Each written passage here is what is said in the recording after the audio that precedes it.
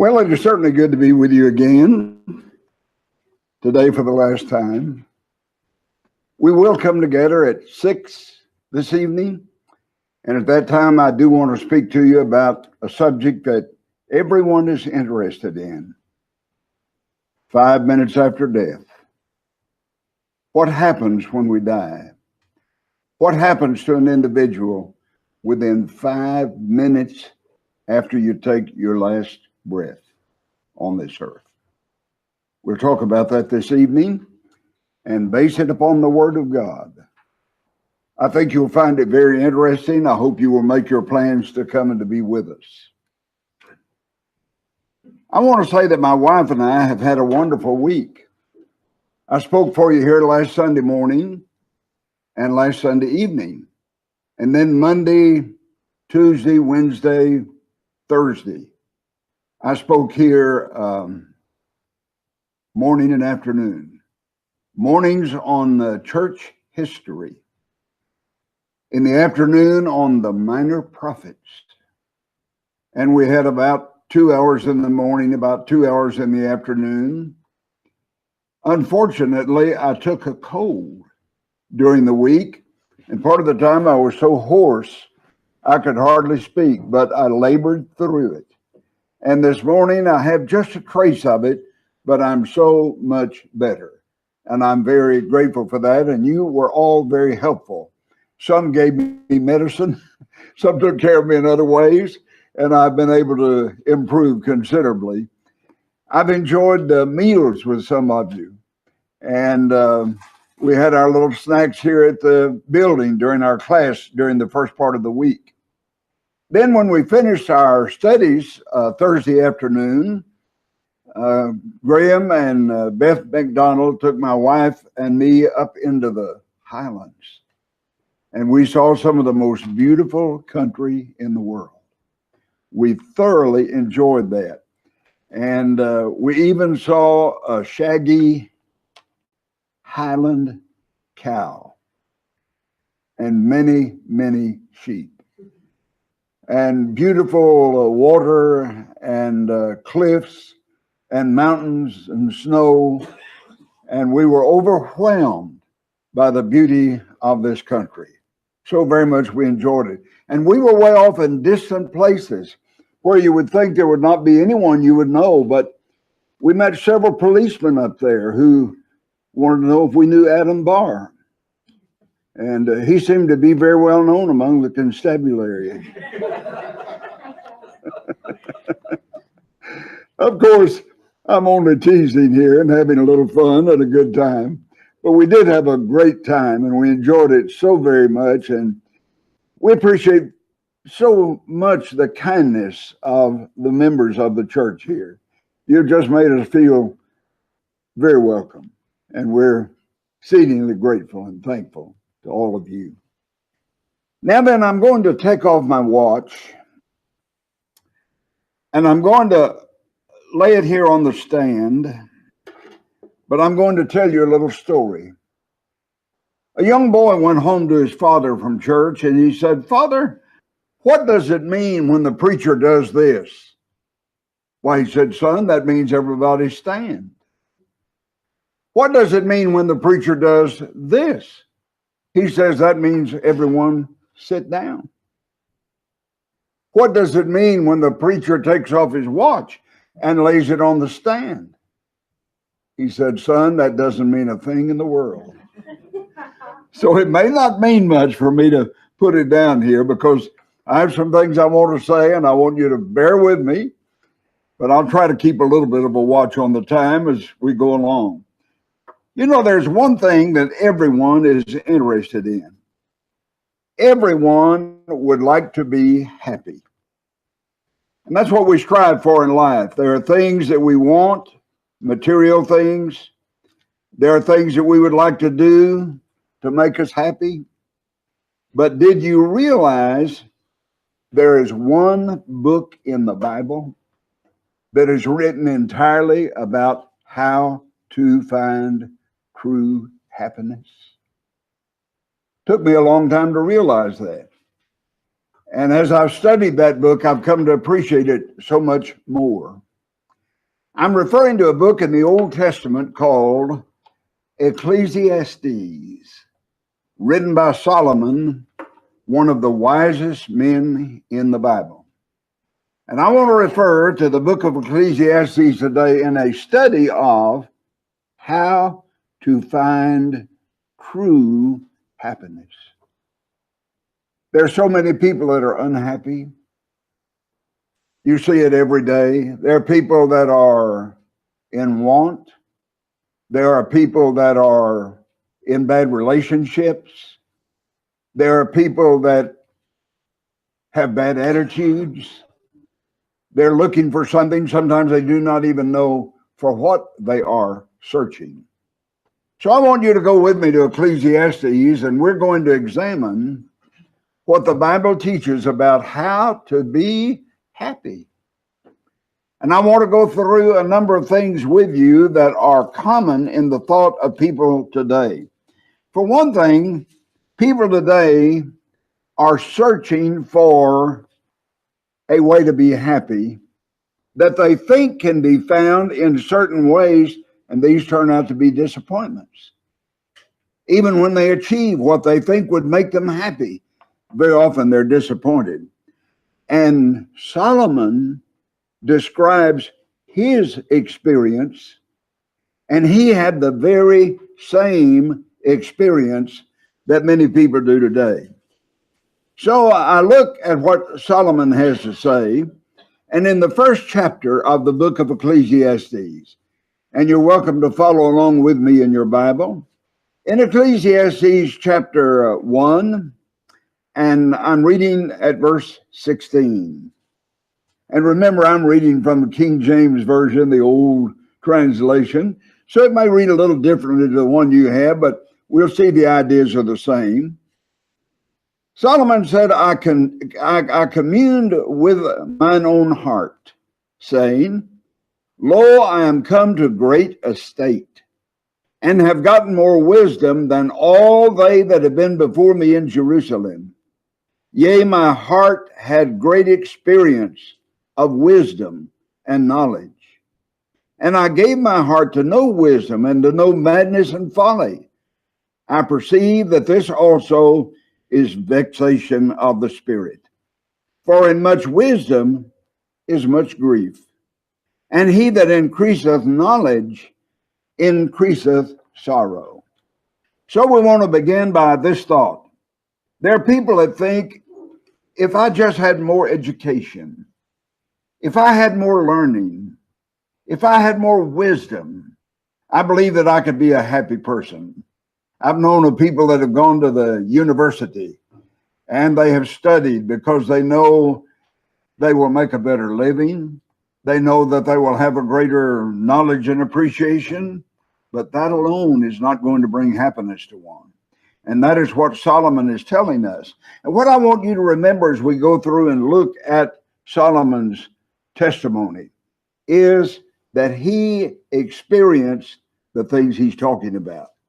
He is not speaking abstractly about something of which he knew nothing. He is speaking about things that he encountered. He knew of his own experience. We believe that he is speaking by inspiration of God, but nevertheless, he is speaking out of the background of his own experience. And Solomon says, even though I gained wisdom more than all those who had lived before me, still, he said, it was merely a vexation of spirit. There are a couple of expressions that are used throughout the book of Ecclesiastes that I've always thought were very interesting. One is he talks about certain things being vanity of vanities. He'll talk about something that he thought would make him happy, and he goes after it and he seeks it, and then he says vanity of vanities. And that simply means emptiness of emptiness. It didn't bring me what I thought it would. And the other expression that is found quite often in the book of Ecclesiastes, he will talk about searching after something that he thought would make him happy, and he will say it was a striving after the wind. Somebody can run after the wind, they can feel it, they can hear the sound of it, but to reach out and grasp it would be an impossibility. And he says that is what happens sometimes when we think something is going to bring us happiness. It is merely vanity of vanities, emptiness of emptiness. And furthermore, he says it is like a striving after the wind. We cannot really capture it at all. So he begins by saying that I thought if I had wisdom, that would be enough to make me happy. But he says it was a vexation of spirit. And then in chapter 2, at verse 1, I said in mine heart, go to now, I will prove thee with mirth. That's joy. What do the other translations say from which you're reading? I will prove thee with mirth. You have another word? Pleasure. Pleasure. King James says in the next phrase, therefore enjoy pleasure.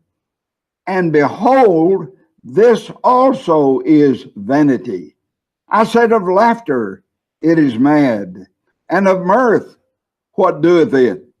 So here he is now saying, if I could just have pleasure in life. And I think that probably applies to more people than we ever imagined. There are people that are seeking pleasure. That's all they think about. Have a good time. They may want to have pleasure by drinking alcoholic beverages, or they may want to have pleasure by taking drugs, some of the artificial things that we find in the world today. They may want to find pleasure by the kind of lifestyle that they encounter. So there are many people that are thinking, if I could just have fun, if I could just enjoy pleasure, if I could just enjoy mirth, that would give me the happiness that I would really like to have. And Solomon had all of that. That's what we must keep in mind as we read from the book of Ecclesiastes, that the things that he's talking about, that individuals seek in order to be happy, he had. He enjoyed those things. He experienced them, but he said it did not bring lasting or permanent happiness at all.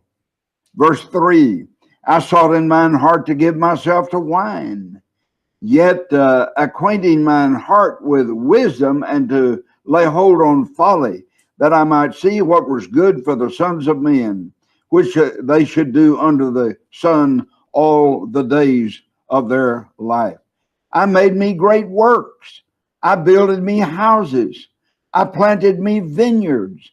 I made the gardens and orchards, and I planted trees in them of all kinds of fruit.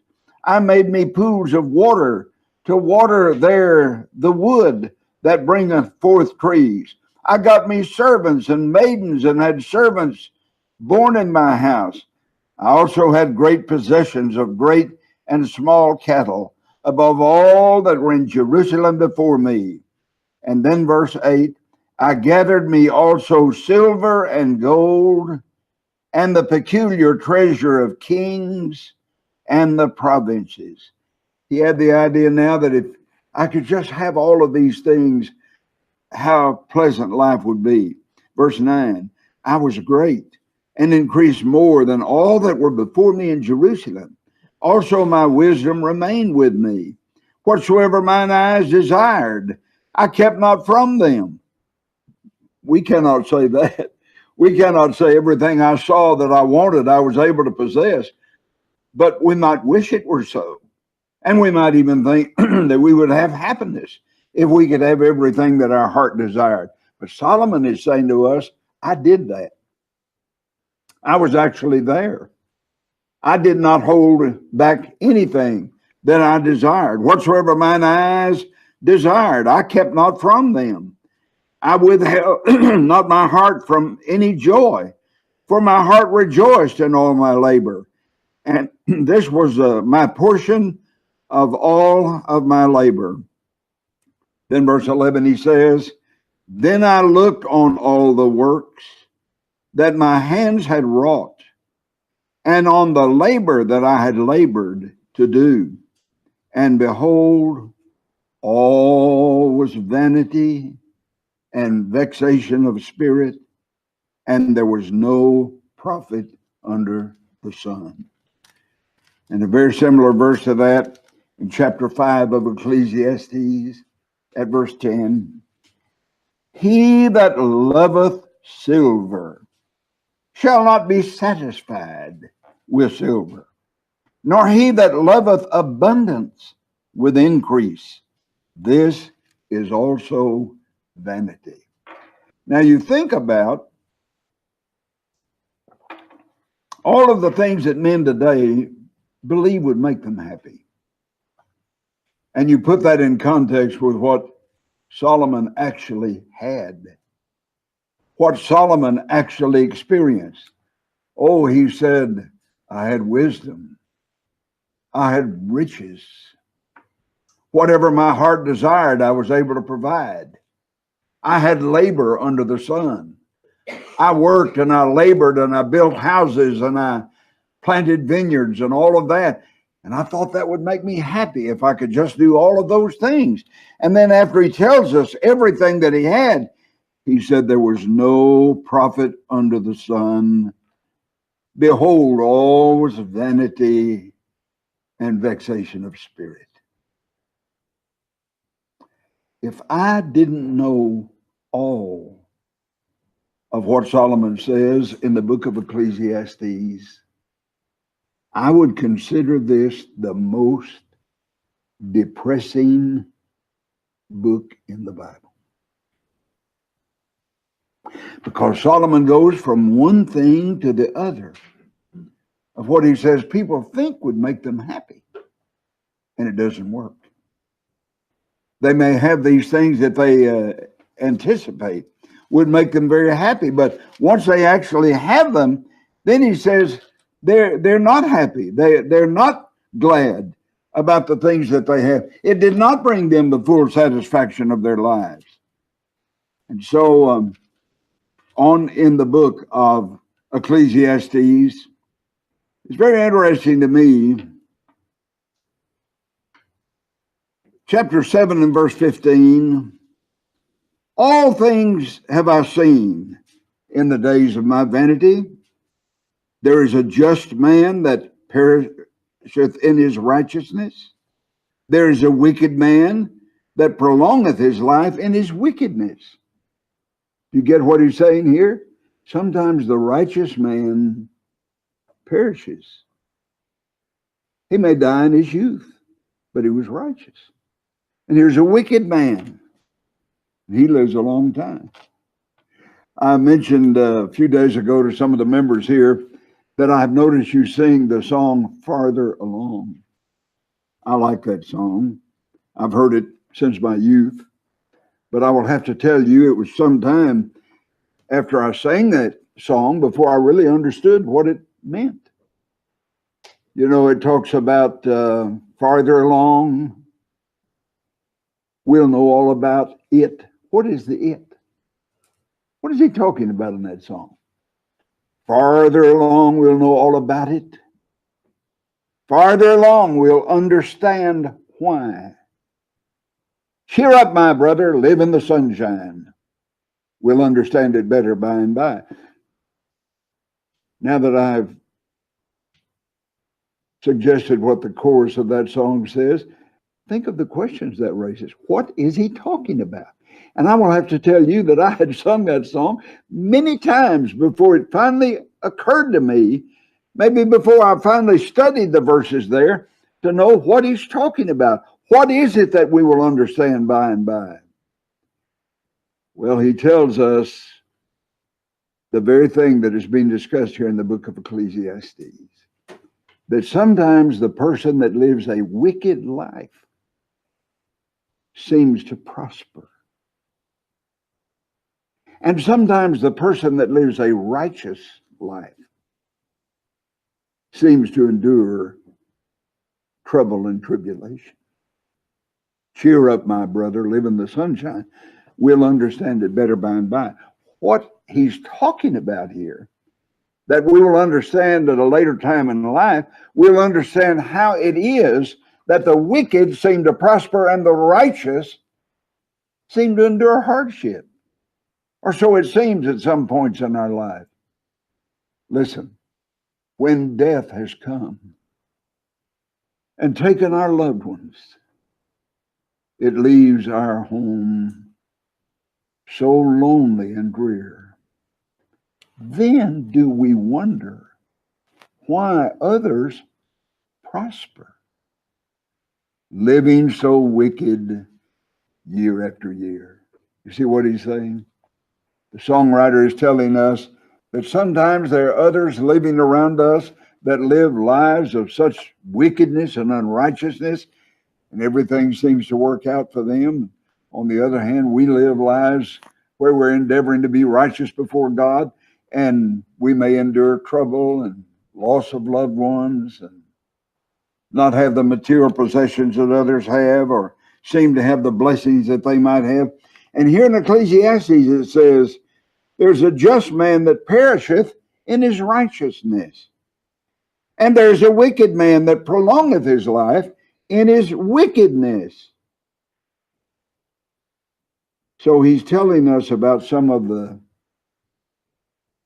problems that we face in our lives. In Ecclesiastes chapter 8 and down at verse 11, we have something that I think is one of the wisest statements in the Bible.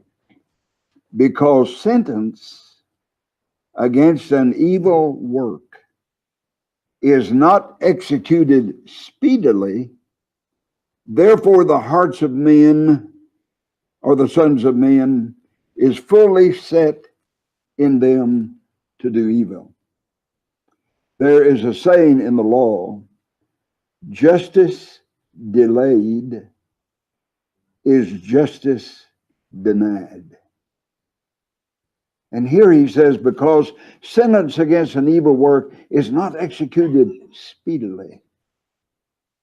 Have you seen someone arrested for stealing, or maybe even for such a horrendous crime as murder?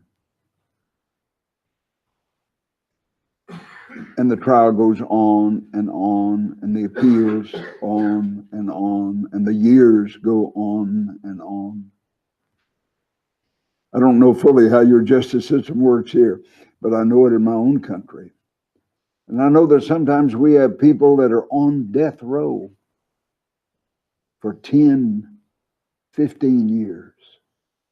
They've been tried, they've been convicted, they've been found guilty, they've been sentenced, some of them sentenced now to death, but the years go on and on.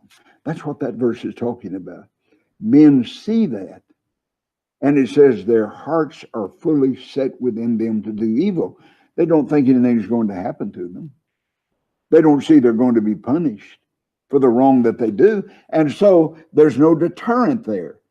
They're engaging in wrongdoing all of the time because of these things that are done.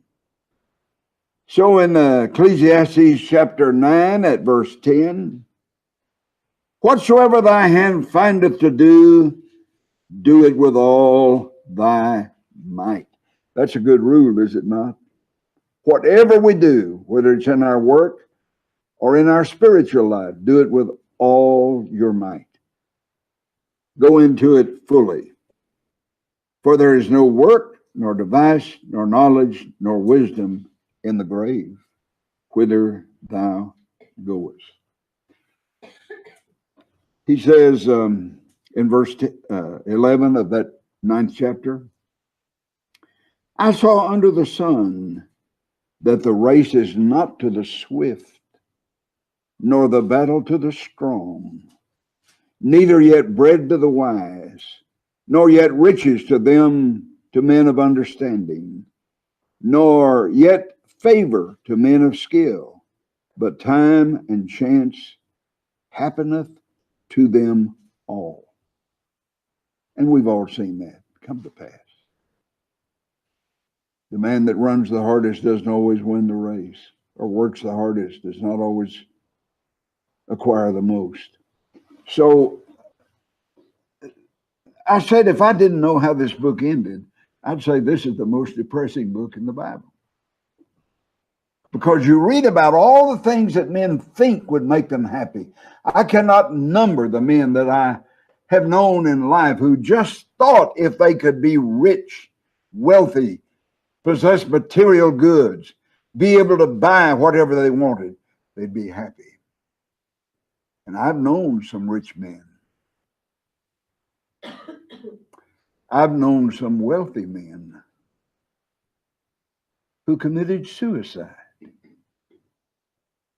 Their wealth did not satisfy. It didn't accomplish what they anticipated. It didn't bring them what they thought it would. And this is what I'm trying to say to us.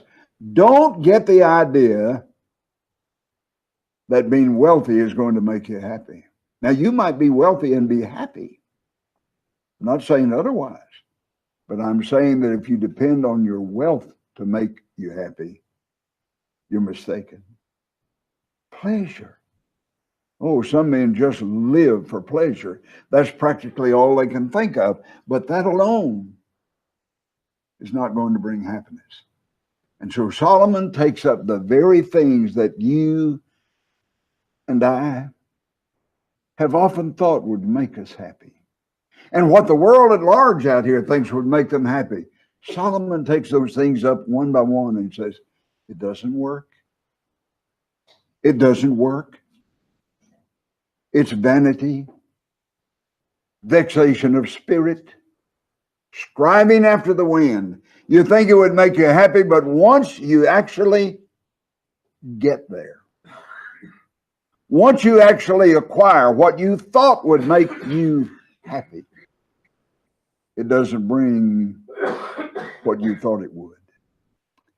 So, on we go in the book of Ecclesiastes, time after time after time, wherein he speaks about these things that we want, we think would make us happy, and yet he discourages us by saying that doesn't really work until you get to chapter 12. Chapter 12 is the last chapter of Ecclesiastes. And if chapter 12 were not in the Bible, I would come away from reading the book of Ecclesiastes with a very heavy heart, because Solomon has destroyed all of my dreams. He said, you thought riches would make you happy. You thought pleasure would make you happy. You thought wine would make you happy. You thought silver and gold would make you happy. You thought labor under the sun would make you happy. You've tried all of these things and you thought, if I just had this, if I could just do that, it would make me gloriously happy. Solomon said, no. You're mistaken about that. That is not where real happiness is. And until you get to the last chapter of Ecclesiastes, Solomon does not tell you where real happiness lies. Thankfully, however, after going through 11 chapters of depressing comments, you think this will make you happy, you think that will make you happy, it doesn't work, vexation of spirit, vanity of vanities, and all the things that humankind, not just in this assembly today, but throughout the city and throughout the area, throughout the country, the things that people actually think will make them happy, Solomon says, those do not work. But when you get to chapter 12, he answers the question. Begin with verse 1.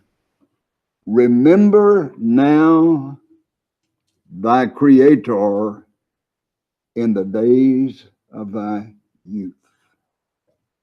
Now, it's too late for some people. Some people have already been through their youth, and they didn't remember the Creator then, but they can do it later on. But he's saying, if you want the best situation, remember now thy Creator in the days of thy youth. I might ask this question. Why remember the Creator in the days of our youth? First of all, have you noticed? Most people who obey the gospel, most people who are baptized into Christ, obey it at an early age. Not all, But most of the people I've ever known were baptized perhaps in their teens, their early years. Some others don't learn the truth that early, and so they're a little older when they obey the gospel. But sometimes people, as they grow older, become so hardened in their ways, and they become so set in their habits that it is very difficult to appeal to them to change their lives and their lifestyle. So remember now thy Creator in the days of thy youth, because you are more receptive at that period of your life. There's another reason. Had you thought about the fact, I remember my father was a preacher. He was a businessman till he was about 40 years of age, and my father sold all of his business interests to preach the gospel. And I remember when I was just a lad that my father baptized a man who was 87 years old. I don't think I've ever seen a happier person than that man. He was so grateful to have learned the truth. He was so happy to have been baptized into Christ, and he didn't live but a few years thereafter. I remember that he asked to be buried with his Bible in his hand, and he had a picture of our family, my mother, my father, my brother, and I, 4 of us. And he took that picture and tucked it in his Bible of our family and held the Bible in the casket. That's what really meant a lot to him. He loved my father. He loved our family. My father baptized him, 87 years of age. Well, he did not remember the Creator in the days of his youth. But nevertheless, he obeyed the gospel when he knew, when he learned, when he was ready. And he was a happy man after he became a Christian and obeyed the gospel, and throughout the remainder of his days upon the earth. But here it is said, remember thy Creator in the days of thy youth. One reason is, how much did that man, happy though he was, how much did he contribute to the cause of Christ? Think of people that he knew when he was 30 years old, 35, 40 years old. People that he might have influenced for the gospel. But he was not a Christian. Not until he was 87 years old. And so one reason for remembering the Creator in the days of youth, not only is because we're more receptive at that age, but we have an entire life to give unto God. He had but a few years, 2, 3 years at most, I think. I remember a preacher coming back from preaching in a gospel meeting one time. People said, well, did you have any responses to your preaching? He said, yes. 2.5. 2.5. You mean 2 adults and 1 child or young person? He said, no. 2 young people and 1 adult. The 2 young people had full lives to live for Christ. The adult had but half. Sometimes we don't think about it that way. But one reason for remembering the Creator in the days of our youth is because then we have an entire life that we may spend in obedience to God and His will.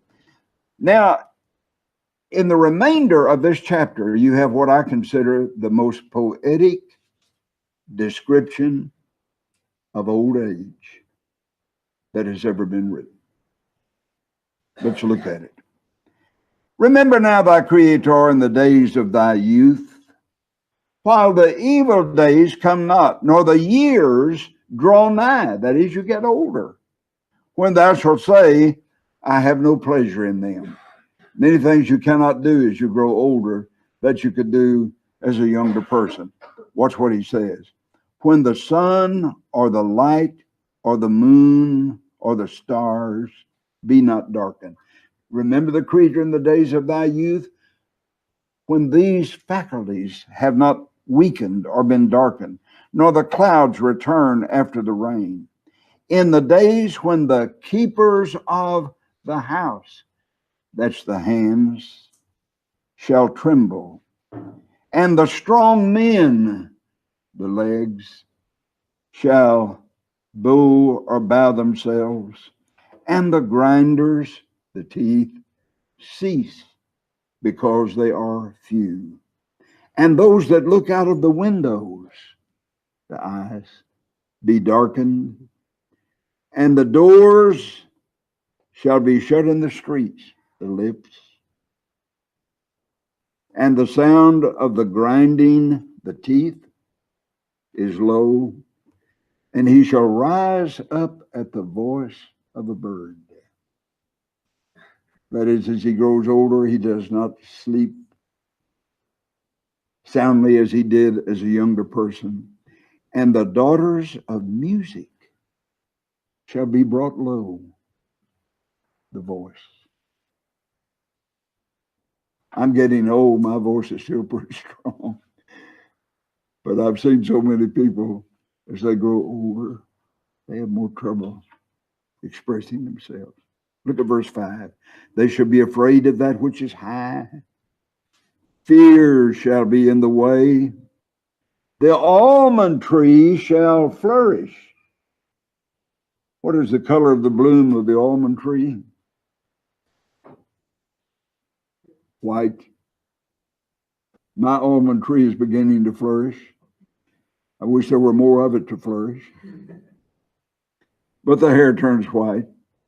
Look at this. The grasshopper shall be a burden. Desire shall fail, because man goeth to his long home, and the mourners go about the streets. That's a description of death. I've always thought this is one of the most beautiful readings anywhere in the Bible. Remember the Creator in the days of youth, before the evil days draw nigh, when thou shalt say, I have no pleasure in them. The keepers of the house tremble. The strong men bow themselves. The grinders cease because they're few. Those that look out of the windows are darkened. The doors are shut in the street. The sound of the grinding is low. You rise up at the sound of a bird, and the daughters of music, the voice shall be brought low. It is a poetic description of the advance of old age. And he's saying, remember the Creator before your powers fail. And then he describes the fact that man dies. The silver cord be loosed, the golden bowl be broken, the pitcher be broken at the fountain, the wheel broken at the cistern. I don't know that I can describe exactly which of these is which, but I think I know what he's talking about. He's saying that the brain ceases to function, the heart loses its power, the lungs close down, the vital parts of man that keep him alive and going function no more. The silver cord be loosed, the spine, I think. The golden bowl be broken, the pitcher broken at the fountain, the wheel broken at the cistern. And then look at verse 7. The dust shall return to the earth as it was, and the spirit shall return unto God who gave it. Powerful. This body will not endure. I'm grateful that today I can raise my hand, lift my voice, gaze through my eyes, hear somewhat difficultly now, but with my ears. But I know the time is coming. I'll no longer raise that hand, lift that foot, raise that voice. The time is coming when all of these are going to be silenced and still. The body will return to the dust as it was. But the glorious part of that verse is there is something in you right now. There is something in you that will never die.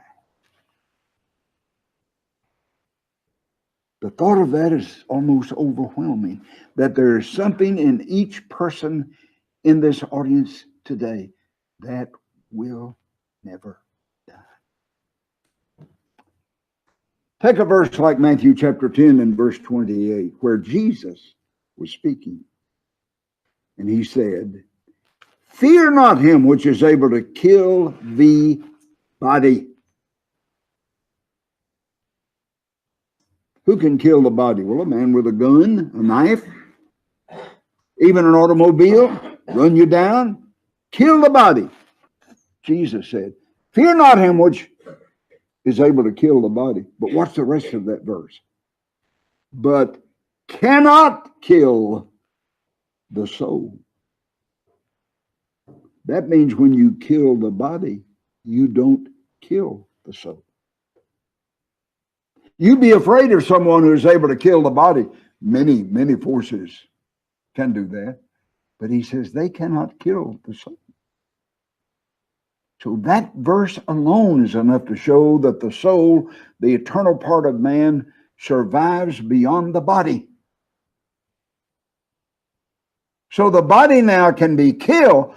Don't be afraid of that, but fear him which is able to destroy both soul and body in hell. So the soul extends beyond the body. And Ecclesiastes 12:7 says, "The dust shall return to the dust as it was, but the spirit," that's the inner part of man, the eternal part of man, "shall return unto God who gave it." And when we talk tonight about what happens to a man at death, we'll see this more extensively even than now.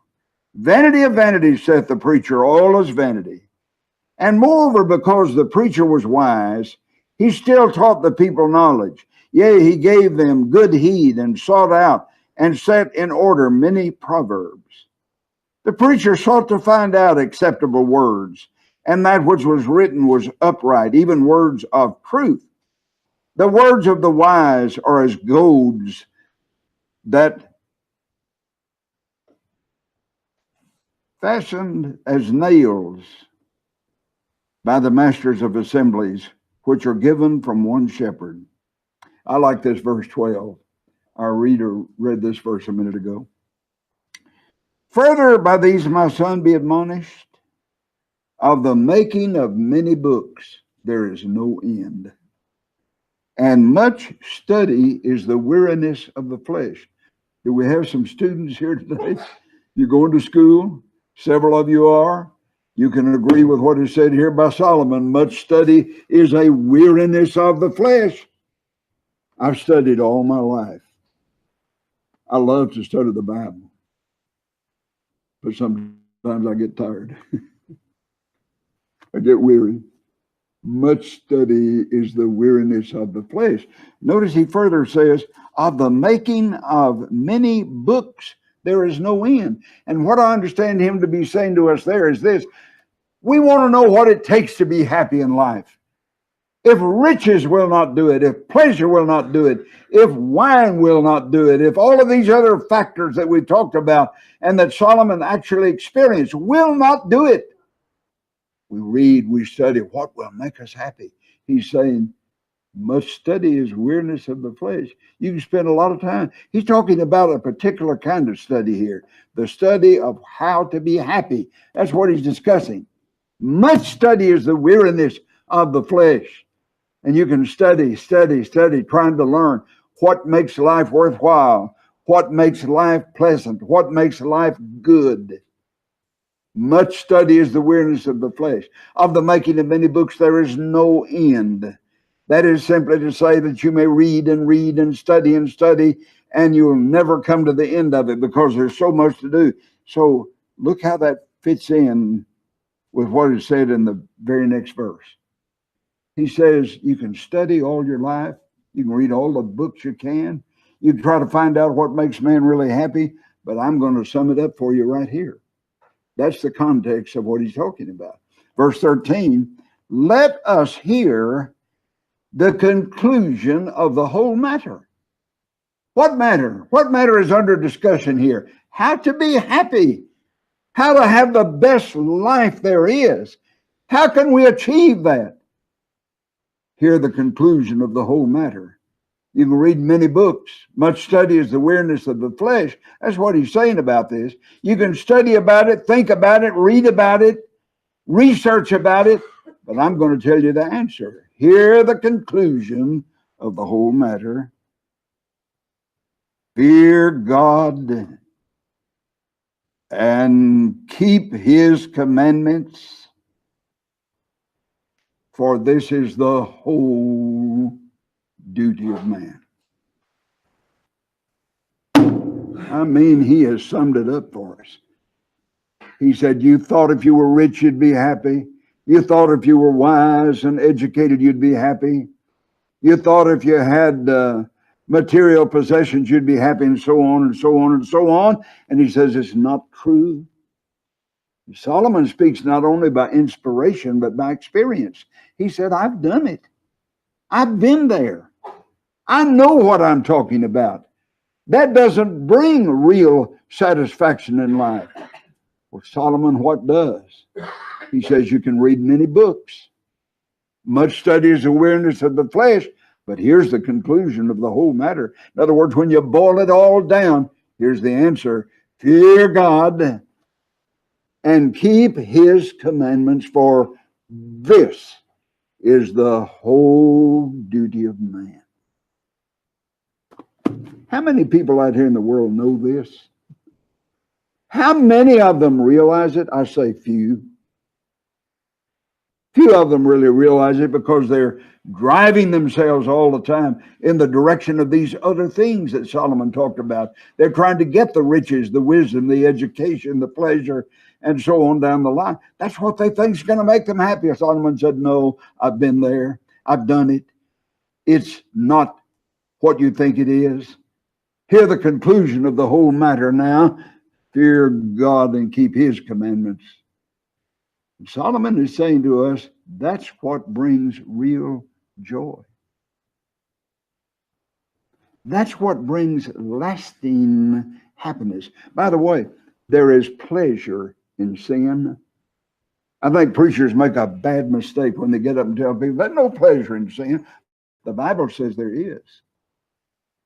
Hebrews chapter 11, down about verse 26, it is said Moses chose to suffer affliction with the people of God rather than to enjoy the pleasures of sin for a season. I think we make a mistake if we say there's no pleasure in sin. I'm going to tell you now straightforwardly, there is pleasure in sin. That's why some people fall all over themselves to get into it out here. They enjoy it. There's pleasure in it. But notice what he says about that pleasure of sin. For a season. And that's simply another way of saying that, yes, there's pleasure in sin, but it is temporary. It is transitory. It is not permanent. It does not last. Pleasure in righteousness lasts forever. Pleasure in sin lasts for a season. So there are people that are seeking the pleasure that is found in sin, not realizing that the real pleasure that endures and lasts is found in doing right. Fear God. Now I want to ask you a question. I told you I'm reading from the old King James. And it says, fear God and keep his commandments, for this is the whole duty of man. What does another translation say? Ecclesiastes chapter 12 and verse 13. Where mine says this is the whole duty of man. Yes. What else? Mine says, for this is man's all. All? Good translation. Any other of note? If you have the King James that I'm reading from, it says, for this is the whole duty of man. And the word duty in the King James Version is in italics. And if you read the introduction to the King James Version, it will tell you that when a word is in italics, it is not in the original text. It has been supplied by the translators because they think it makes the reading smoother. So the word duty is not actually in the inspired text. So let's read it without the word duty. Fear God and keep his commandments, for this is the whole of man. Not just the whole duty, but as yours said, it's all there is. This is the whole of man. If a person doesn't fear God and keep his commandments, he's never going to be complete, because this is what he's made for. And some men never discover it, and they never really achieve true happiness. True happiness is found in the way these verses say, fear God and keep his commandments. The next verse says, for God shall bring every work into judgment with every secret thing, whether it be good or whether it be evil. Thinking just a moment about this idea of true happiness.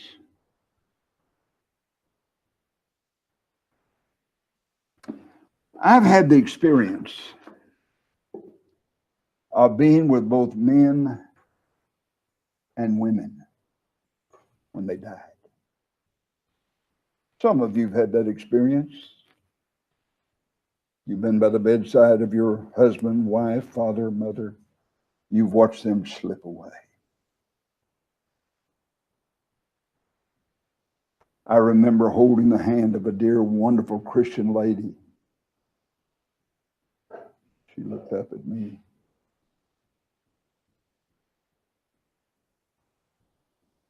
And in a moment, she was gone. I remember a man that I sat by his bedside. During the early years of his life, he lived a very worldly life. And then he became a Christian. His life was totally different. And I can recall that he said to me, I'm so thankful that I became a Christian. Think about this. Have you ever known anyone at the end of life who said, oh, I'm so glad that I got drunk. I'm so happy that I lived in adultery and fornication after the flesh. Have you ever known anyone at the end of life who said, I'm so thankful that I lived a life of sin and degradation? I'll answer the question for you. No, you've not heard anybody say that. No one comes to the end of life and says, I'm happy I lived a sinful, degraded life. But oh, how many come to the end of their ways and say, I'm so glad I was a Christian. And I say this is what the world at large out there doesn't know. It's something you know that they don't know. They haven't learned it yet. It's taught in the book of Ecclesiastes. You read that book all the way through from beginning to end. First part of it's very depressing. Oh, you think you'll be happy if you do this and that? No, you won't be happy. That's not what it's all about. What is it all about? Fear God and keep his commandments, for this is the whole of man. This is all there is to man. And it brings the happiest life, the best homes, the finest marriages, the best child rearing, the greatest satisfaction, the most wonderful friendships. That's why at the end of life, people say, I'm glad I was a Christian. Well, I love that book. I hope I feel you love it. And just remember the message of it is the things men think will make them happy don't. But what really gives you a fullness in life, fear God and keep his commandments. That's what the Bible says. I believe it with all of my heart. I don't know if it's customary. I didn't even think to ask about this earlier, to have an invitation song and an opportunity for people to come forward if they want to be baptized or obey the gospel or even to ask for prayer in their behalf. But we do it at the end of every service in the United States, and will you bear with me if I make that opportunity available here? Let's sing a verse of an invitation song. And should anyone desire to come forward and let us know what we can do to help you, this is the time that you can do it. Let's stand.